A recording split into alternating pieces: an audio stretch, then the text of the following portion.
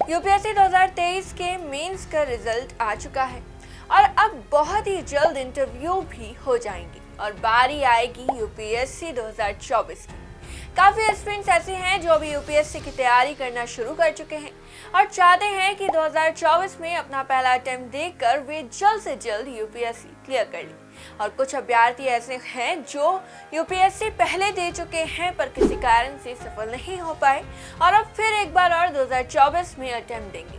कुल मिलाकर हम 2024 में अटेम्प्ट देने वाले एस्पिरेंट्स के लिए लेकर आए हैं हमारी आज की वीडियो, जिसमें आज हम बात करने वाले हैं यूपीएससी के बदलते पैटर्न के बारे में, उसके हिसाब से तैयारी करते वक्त आने वाले चैलेंजेस के बारे में, उनको हल करने के बारे में, साथ ही साथ क्या पढ़ना चाहिए और क्या नहीं पढ़ना चाहिए इसके बारे में। नमस्कार, स्वागत है आपके प्रभात एग्जाम के YouTube चैनल पर। अगर आप हमारे चैनल पहली बार आए हैं तो हमें लाइक और सब्सक्राइब जरूर करें। हमारी लेटेस्ट वीडियोस और अपडेट सबसे पहले आप तक पहुंचे, इसके लिए बेल आइकॉन को प्रेस करना ना भूलिएगा। तो आइए शुरुआत करते हैं आज की वीडियो की। तो सबसे पहले तो हम आपको बता दें कि यूपीएससी की ओर से जारी किए गए नोटिफिकेशन से हमें ये तो पता चल चुका है कि यूपीएससी 2024 की प्रीलिम्स की परीक्षा के लिए आवेदन पत्र यूपीएससी 14 फरवरी को जारी कर देगा और उसकी अंतिम तिथि 5 मार्च 2024 रहेगी। अब बात अगर इस परीक्षा की तैयारी की करें तो आपको बता दें कि यूपीएससी की ओर से काफी बड़े बदलाव 2023 के प्रीलिम्स परीक्षा के अंदर देखे गए हैं। यानी कि यूपीएससी ने अपने पैटर्न को चेंज किया है। क्या क्या चेंजेस किए हैं आइए जानते हैं। यूपीएससी हर साल इस तरह के प्रश्न देता है कि निम्नलिखित में से कौन सा सही है, पर पिछले साल यूपीएससी की परीक्षा में उन्होंने अपने प्रीलिम्स की परीक्षा में पूछा कि निम्नलिखित में से कौन से उत्तर सही है। यानी कि जितने भी विकल्प दिए हैं उनमें से पहले हमें सही की पहचान करनी होती थी, पर अगर पिछले साल के पैटर्न के हिसाब से बात करें तो अब हमें इस चीज की पहचान करनी होती है कि कौन सा उत्तर गलत है। अब जो इस तरह के प्रश्न यूपीएससी ने दिए हैं, इनसे क्या चीज हुई है ना कि एस्पिरेंट्स को आता सब कुछ होगा पर वो इस तरह के प्रश्नों में कंफ्यूज हो जाएंगे, क्योंकि पहले तो कभी ऐसे उन्होंने देखा नहीं है। आपको बता दें कि ऐसा नहीं है, इस तरह के प्रश्नों की संख्या कम है। यूपीएससी ने इस तरह के प्रश्नों की संख्या भी ज्यादा रखी थी और ये इसलिए किया था ताकि वो एस्पिरेंट कितना समझदार है ये देख सके। सिर्फ इतना ही नहीं, यूपीएससी ने पिछले साल प्रश्न पत्र में कथन वाले सवालों में सन ही नहीं बल्कि उनकी तारीख भी पूछ ली थी। यानी कि आप जब भी हिस्ट्री पढ़ें तो उसके अंदर सन के साथ साथ तारीख को भी अच्छे से याद कर लीजिएगा। दोस्तों, हमें पता है कि अब आप ये सोच रहे होंगे कि आपको ये 2023 के पैटर्न के हिसाब से तैयारी करनी होगी, तो इस पर हम आपको ये कहना चाहेंगे कि यूपीएससी ने पैटर्न चेंज किया है, सिलेबस नहीं।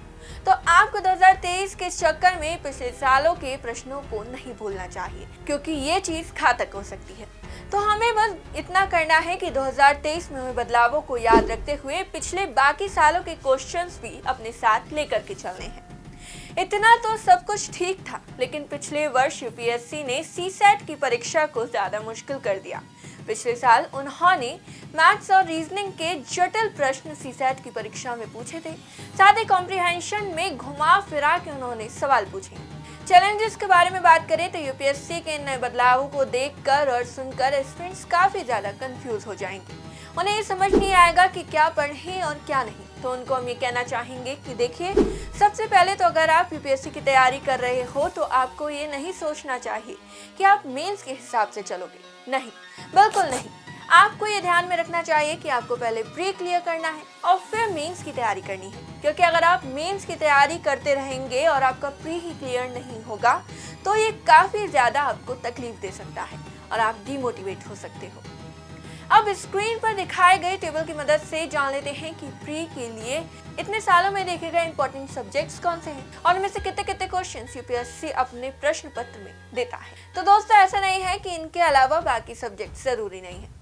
जी नहीं, यूपीएससी में हर सब्जेक्ट जरूरी होता है, लेकिन आपको हम ये कहना चाहेंगे कि प्रायोरिटी में आप इन्हीं सब्जेक्ट्स को रखिए, बाकी सब्जेक्ट्स आप पढ़िए, पर प्रीलिम्स में उतना डिटेल से नहीं, क्योंकि प्रीलिम्स के ज्यादातर प्रश्न कौन से सब्जेक्ट से होते हैं ये हम आपको बता ही चुके हैं। आइए अब जानते हैं किन तरीकों से हम तैयारी को बेहतर बना सकते हैं। Number 1, limited resources. देखिए, जब आपके पास स्टडी मटेरियल ज़्यादा होता है और आप उन सभी से एक ही टॉपिक को पढ़ रहे होते हैं तो आपके दिमाग में कंफ्यूजन क्रिएट हो जाता है। जो कि बिल्कुल भी सही नहीं है। इसलिए आप जितना हो सके उतने लिमिटेड रिसोर्स यानी कि जितना हो सके उतना स्टडी मटेरियल अपने पास कम रखिए और ट्राई करिए कि आप कम से कम किताबों से ज़्यादा नॉलेज गेन कर सकें। Number 2, multiple revision. दोस्तों, जब भी खाली वक्त मिले आपको रिवीजन करते रहना चाहिए और इसको अपनी आदत बना लेना चाहिए। ऐसा करने से आपको चीज़ें ज़्यादा समझ आ जाती हैं और आपके दिमाग में हर टॉपिक अच्छे तरीके से बैठ जाता है, जो कि आपकी यूपीएससी की तैयारी के लिए बहुत ही अच्छा है। Number 3, time management. ये यूपीएससी की तैयारी का वो अहम हिस्सा है जिसके बिना तैयारी शुरू भी नहीं हो सकती।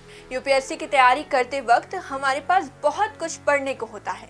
ऐसे में टाइम मैनेजमेंट ज़रूर ही करना चाहिए और ये एक सही टाइम टेबल की मदद से ही होता है। तो अपने हिसाब से एक सही टाइम टेबल बनाइए और टाइम मैनेजमेंट ज़रूर कीजिए। तो ये थी हमारी आज की वीडियो। आई होप हमारी आज की वीडियो से आपकी काफ़ी ज़्यादा मदद हुई होगी।